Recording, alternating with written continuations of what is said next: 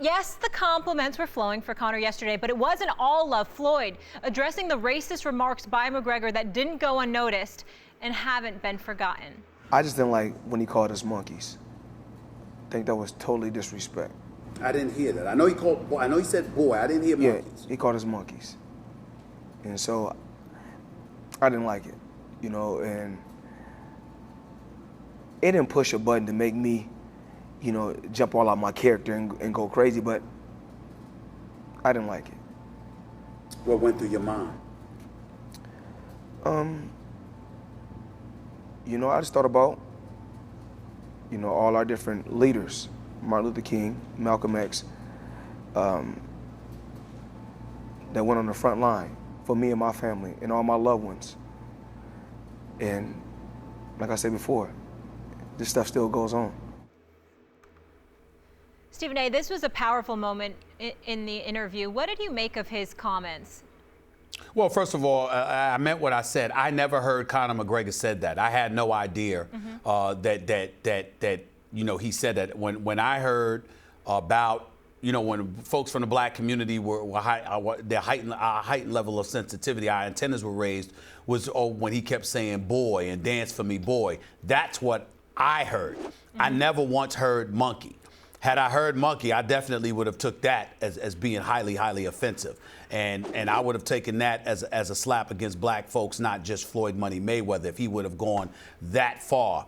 Listening to Floyd Mayweather bring that up, one of my follow-ups was Jerry Cooney against Larry Holmes, because as Max could tell you, that was clearly a fight that touched on racial lines. You had black folks root for Larry Holmes and white folks root for Jerry Cooney. Let's just call it what it is. It was really, I'm not saying everything, like, of course there's always exceptions, but it was clearly a fight that touched on racial lines. And I think that this fight has the potential to do that as well, because as much as distasteful and unlikable as Floyd Money Mayweather can be at times, the same could be said for Conor McGregor by some people. Now, you do have some folks in Ireland who root against Conor McGregor as well, because he's from the mean streets out there, whereas you have some of the more uppity folks that from Ireland that are rooting against him because they don't like what he represents, and the same is applicable here for Floyd Money Mayweather in America. But ultimately, I think what it comes down to is that when you see a mega fight and you see a black guy versus a white guy, the reality of the situation is far more often than not, those encounters ultimately fall along racial lines, because you have black folks rooting for a brother and you have white folks rooting for their brother. We can try to disguise it and hide it and camouflage over it, but that's just the reality by and large. Of course, again, there are exceptions, but by and large, that's usually the case. And I think that is what could potentially end up happening here. Look, Floyd had a very good response. I don't like being called a monkey.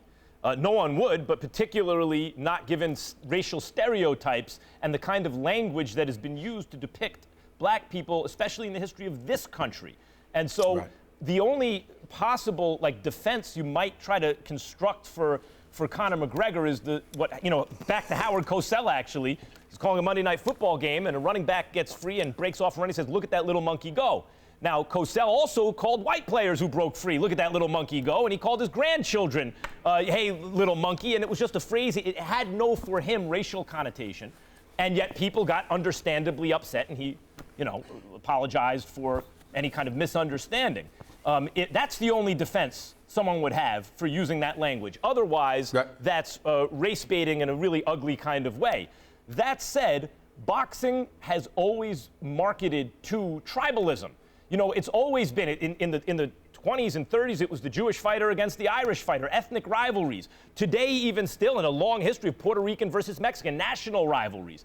And the idea of race to sell a fight has been around since Jack Johnson knocked out Jim Jeffries, a comebacking Jim Jeffries, who's a retired undefeated heavyweight champion, after the great novelist Call of the Wild, Jack London, cried out for a great white hope to bring pride back to the white race. I mean, this is going on since time immemorial in the fight game, right? That was clearly about race. And when Johnson beat the hell out of him and stopped him, there were, it's hard to say race riots, there were lynchings essentially throughout this country. So you go from there, you mentioned Holmes-Cooney, which was clearly, although Cooney didn't want it to be, and I don't think neither Holmes did either, it was about race largely. It divided the country along racial lines largely. So race and ethnicity and national rivalries, any kind of tribalism that can be exploited by the fight game generally has been.